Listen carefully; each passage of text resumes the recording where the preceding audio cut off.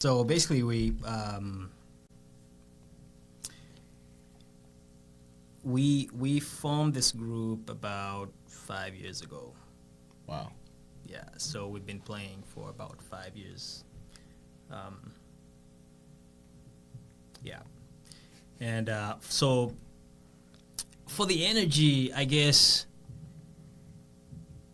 because we love what we do, Yeah. so we base it.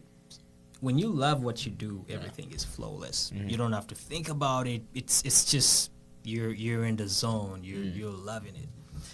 So that's I mean we're lucky enough that these guys love reggae music and they've studied it and they know it. So it's man, when it comes to the creating the momentum and effort, it's effortlessly, because we love what we do. Yeah. But that's the thing, though. Yeah, like I said, when I had a chance to see you guys perform, you guys just involve a lot of style of music, and that's what puts you really different, as a band here in Vancouver. You just, it's so extraordinary because every style you're doing, you're nailing it, and you just involve it all together, So I just wanted to know, how did you come that mix, like putting those mix together, like, because individually you guys were all playing differently before you met each other, obviously. And how did you come up with, like, okay, this might work if you collab this together? Because I know you played reggae, you played Afrobeat, dub.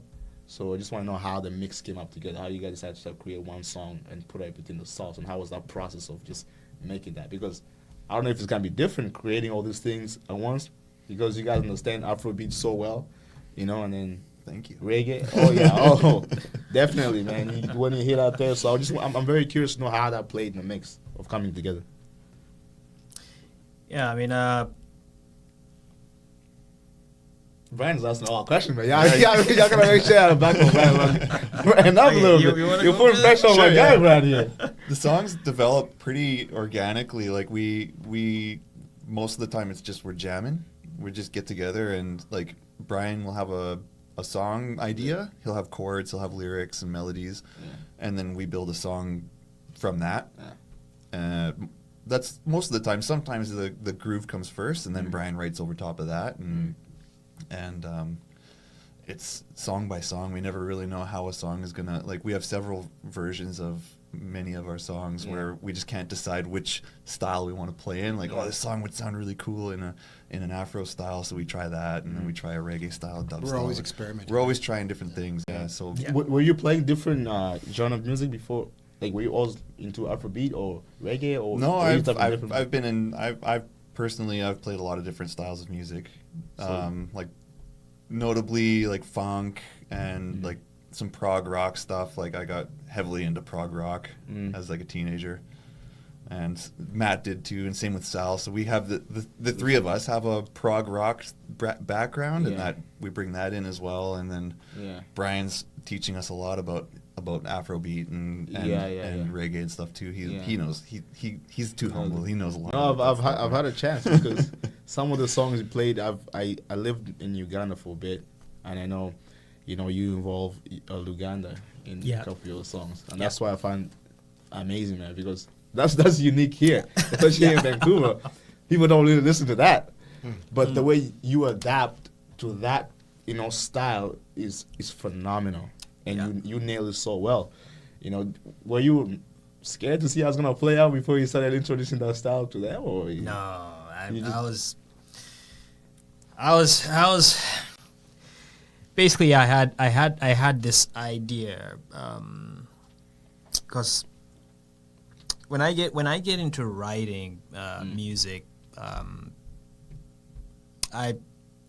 I already know how it's going to sound. So I have a vision, or like it's kind of like building a house. You have things on paper. You have your drawings for different components of the build, and everything is on paper. So you have that in mind. Then it comes on paper, and then you start building. So so by the time the building is done, you know exactly what it was going to look like. Right. So when I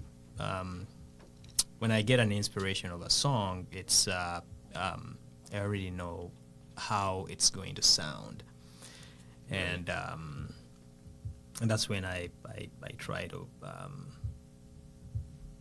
collaborate with the guys and be like, okay, oh, can we?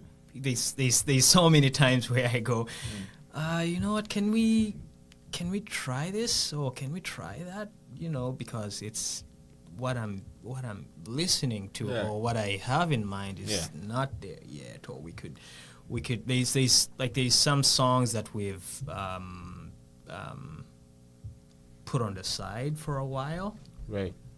because it's and what's funny, because the guys too, like they can feel it, and they're like, okay, well, this is not there yet, so we pack it, Yeah. and then we get to it another day or another moment where, you know, we'll be practicing or just playing around, and boom, we get the right feel, and bang, It just hits Wa- right away. yeah, once it hits, bang, we're locked in, Yeah. and then we're good. Yeah. Well, because you guys, there's obviously people know you've toured around Canada, and